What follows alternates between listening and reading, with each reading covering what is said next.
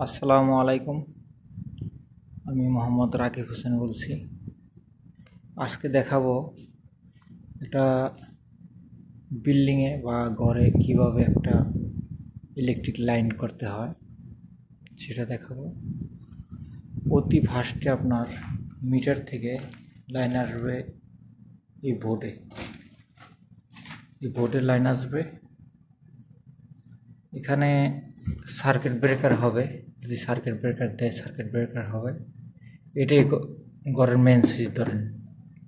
যাদের একটু টাকা বেশি আসে তারা এখানে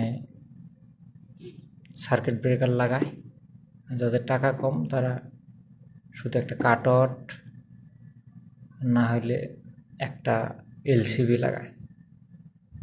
32 অ্যাম্পিয়ার হতে পারে, 20 অ্যাম্পিয়ার হতে পারে, এরকম লাগায়। আর যাদের একটু টাকা ভালো তারা মেন একটা লাগায় একটু বেশি পাওয়ার, তারপরে আবার অনেকগুলি লাগায়। তো ওটাই থেকে লাইন আসে আবার সুইচ বোর্ডে। এই সুইচ বোর্ড আসে। সুইচ বোর্ড থেকে আপনার বিভিন্ন এখান থেকে আবার পয়েন্ট যায়, এখান থেকে আবার বিভিন্ন হতে পারে, লাইট হতে পারে বা সকেট হতে পারে, পাওয়ার যায় আর কি, কিছু ইউজ করানোর জন্য লাইটের পয়েন্ট যায়। তো নিয়মটা হচ্ছে মিটার থেকে এখানে আসবে, এখান থেকে আবার সুইচ বোর্ডে যাবে, সুইচ বোর্ড থেকে আবার যাবে লাইট ফ্যান যেটা ইউজ করেন সেটাই যাবে।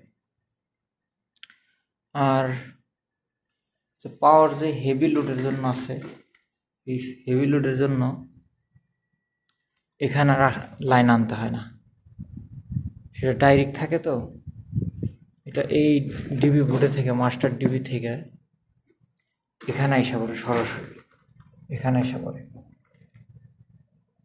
এটাই হলো নিয়ম লাইন করার। আরেকবার বলি সংক্ষেপে, মিটার থেকে এখানে আসে, এখান থেকে সুইচ বোর্ডে যায়, সুইচ বোর্ড থেকে লাইটে যায়, অন করলে কারেন্টটা যায় লাইটে, ফ্যানে, যেখানে যেখানে দরকার আর কি, সেখানে সুইচের সাথে যেখানে সংযোগ দেওয়া আছে সেখানে যায়। আর যেটা হেভি লোড সেটা এখান থেকে সরাসরি ডাইরেক্ট যায়। তারপরে এখান থেকে যেরকম এই সুইচ বোর্ডে আসছে লাইনটা, আবার আপনি যদি আবার আরেক জায়গায় যদি সুইচ থাকে, যেরকম এটাই ধরেন সুইচ হইলো, এখানে আসবে, এখানে লাইনটা যে আসবে ওই যে ডাইন সাইডের ওই টিভি থেকে সরাসরি এখানে আসবে, এখান থেকে সুইচ দিলে আপনার পয়েন্টে যাবে। লাইন করার নিয়মটা এটাই, বিল্ডিং হোক বা যেটাই হোক, যে বললাম এভাবে লাইন হয়।